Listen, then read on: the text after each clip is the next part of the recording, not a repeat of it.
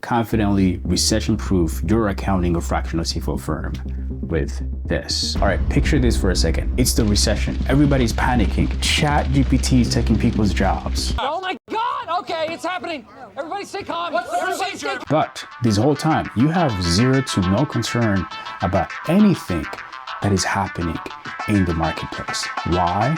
Because you have this one thing that we're about to get into right here, right now. All right, so the moment that we've all been waiting for. Let's go ahead and check out the goods. So, $100 million offers. How to make offers so good that people feel stupid saying no. I mean, quite a title. So yes, recession-proofing your accounting or fractional CFO firm on the marketing side has to do with making sure that we have the right offer and that we're also offering it to the right customer. Sounds obvious, I know, but I just want to make sure that we're on the same page. So just to kind of give some context to this video, there is another video that I have on this channel that basically introduces this concept of having a Tesla-like offer. So here you do have an ability to create a Tesla-like offer. And having a Tesla-like offer is exactly what's going to be covered in this book. So in that video, I basically cover 3 patterns that I have observed when it comes to how different types of firms get into niching and things that you should be expecting if you decide to niche. I give you all the facts, all the numbers, because one of the biggest problems that keeps people from niching is not knowing what to expect. So I'm going to highly recommend that you check out that video. I'm going to make sure to link it in the YouTube fanciness right here. And just another thing I want to get into here is I want to go over this book. So this is a book that has over 21,000 reviews on Amazon, and it was written by Alex Hormozi. The most valuable skill that you can have in order is product first, then marketing, then sales. And so right now, if you know how to sell, it's because you don't know how to market, you know how to build product. If you know how to market, then you can sell lots of stuff, but you're only going to sell it once because the product's usually not that good. Yes, that guy.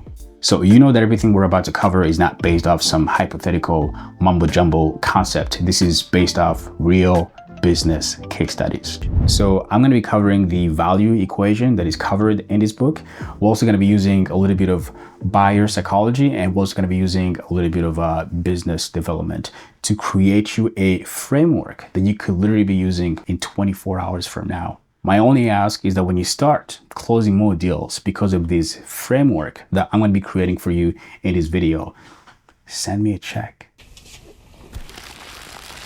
Hey, quit screwing around. All right, so very quickly, let's just go over the value equation here just for a moment. Okay, so it is basically like a fraction where you have a top section and a bottom section. And the whole logic here is to increase the top section and then decrease whatever that's on the bottom. So for example, if you take any given number and then divide it by 0.002, like for example, if you take 1 divided by 0.002 equals 50. If you take 2 divided by 0.02 equals 100. So that's the logic. All right, so basically the value equation has 4 different variables. You have 2 at the top and then you have 2 at the bottom. And visually, what it looks like is that you have variable 1 times variable 2 divided by variable 3 times variable 4. And whatever is the end result of that is what can be referenced as a Tesla-like offer. So variable number 1 is dream outcome. Variable 2 is perceived likelihood of achievement. Variable 3 is time delay, and variable 4 is effort and sacrifice. Now, let me just go ahead and explain what these terms are for the accounting industry. The first variable, which is dream outcome, could be defined as peace of mind, confidence, and clarity. Because when you think about it, that is what people are buying when they're buying accounting and finance services. Second option, perceived likelihood of achievement. So this could be things like your methodology.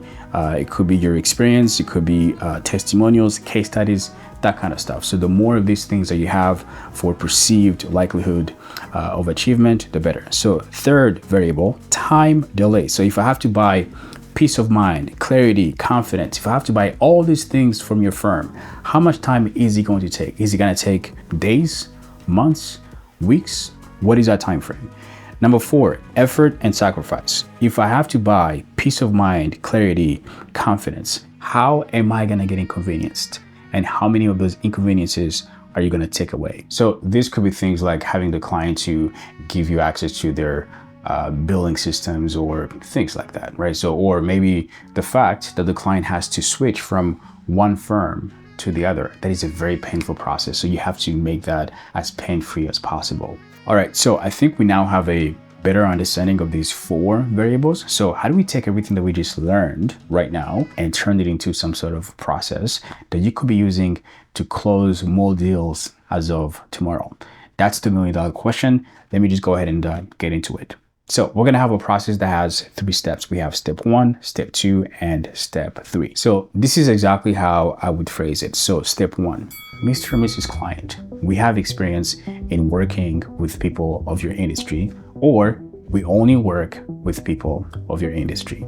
That's step 1. Step 2, if you decide to become a client within, I don't know, a week or 2 weeks or whatever the time frame is, we're gonna get started by fixing these very specific problems that you have right now, because these seems to be the most urgent that we can fix for you right away. And by fixing these problems, I'm also gonna be fixing all of these other problems that you're gonna face in the future. That is problem 6 through problem 15. Because we have a methodology that has shown us in the past that when people have these problems that you have right now, they also tend to have these other problems in the future. So these are problems that you don't have to worry about, that you were potentially gonna have in the future. This is gonna get priced as a project because we wanna earn your trust, and this project should be completed within 4 to 6 weeks.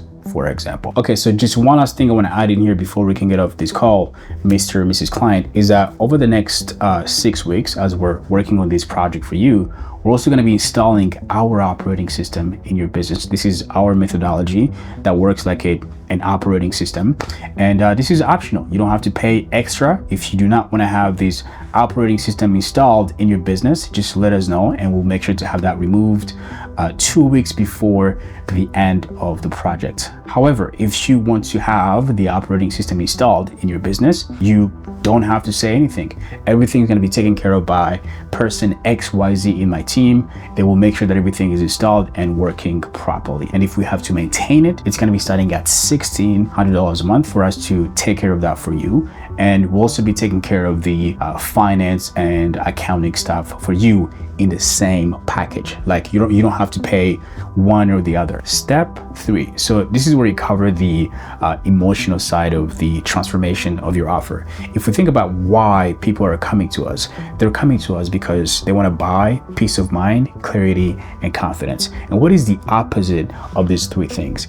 It's confusion, it's overwhelm, it's all these negative things. So this is where you can express how your product and service is relieving the customer of these negative emotions. So you could say something like this. As you can see, Mr. and Mrs. Client, you will never be confused or overwhelmed about your finances or accounting. Problem solved forever. And even if a problem were to reappear in the future, we're gonna have a way that we can spot that problem ahead of time. Hey, question for you. Is this video helpful in any way? Is it a yes, no, maybe? Because if it is and you want to give me your feedback, you can go ahead and comment, like, subscribe, all the things. And I'm not doing this for to boost my own ego. I'm not really someone that is ego driven, to be honest. But yeah, there's a lot of innovation that is happening in the accounting space, and I just want to have our tiny little community to be part of that bigger movement of things that are moving ahead, things that are changing in the industry. And that mission is only possible through your contribution, either liking, commenting, and sharing, so that we can create a community of people that think differently. So that's all I wanted to say, and I'll just let you get back to the content. Okay, so now that we covered everything, let me just get into the psychology of why this works. Number 1, you're pitching your methodology as an operating system, and this shows that you have high business IQ. You're saying, hey, I'm an expert, without saying that you're an expert. So that is a win-win. And also the analogy that we can all make is that an operating system needs some sort of device to be working, right? So you're pitching your methodology as the operating system, and their business is the device that's going to be running this operating system. Like imagine having the iPhone without the iOS, or having an Android without, I actually don't know what it's called on Android. What's the operating system called on Android? Is it called Andromeda? Is that what it's called? Ooh, shots fired. I love my Android people, I'm kidding. So this is just a friendly competition between Apple and Android people. You guys are weird, but we'll still accept you, so kidding. Number 2, you're not saying take it or leave it. You're saying, hey, let me earn your trust, right? Every other firm in the marketplace is saying, this is my offer, these are my services, take it or leave it.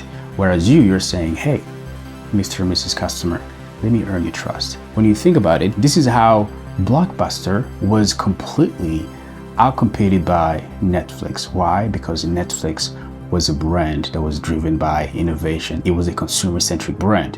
Whereas Blockbuster, they were driven by ego, by process. And a couple years later, Blockbuster is nowhere to be seen. I wonder why. Number 3, you're getting the customer to get a quick win in 4 to 6 weeks. I'm gonna get to what this looks like visually in just a moment here, but you're getting the customer to experience that you are the expert because you're getting them that quick win in a project setting. This is the bottom side of the equation, which is basically time, delay, and effort and sacrifice. Because basically when a client has to switch firms, they have to go from firm A to firm B, and they have to know that if they have to make that move, that it's worth it. And you're showing them that it's worth it. So you're increasing positive FOMO, and you're saying, hey, look how much value that I just created for you in a span of a couple weeks. Imagine what kind of value that I'm gonna create if I decide to become the firm that you do business with.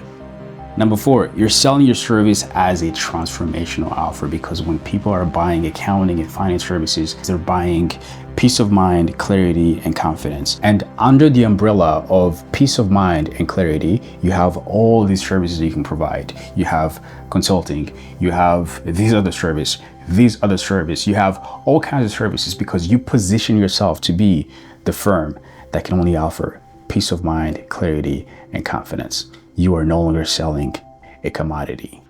Okay, so we're now going to be getting a little bit more tactical, and I'm going to show you a visual that I have here on my handy dandy iPad. But before I can give you the visuals, I just want to be able to say that this is not me telling you what you should or shouldn't do with your business, because to be honest, that would be out of place for me, and I'm just trying to be respectful. I hope you can see here that I'm being genuine. So I just want you to see this as a perspective that I'm trying to give you, just so that you can improve your decision-making process. Second thing I want to say here is that this is a proven model. This is something that has worked for B2B and B2C for the last 50 plus years.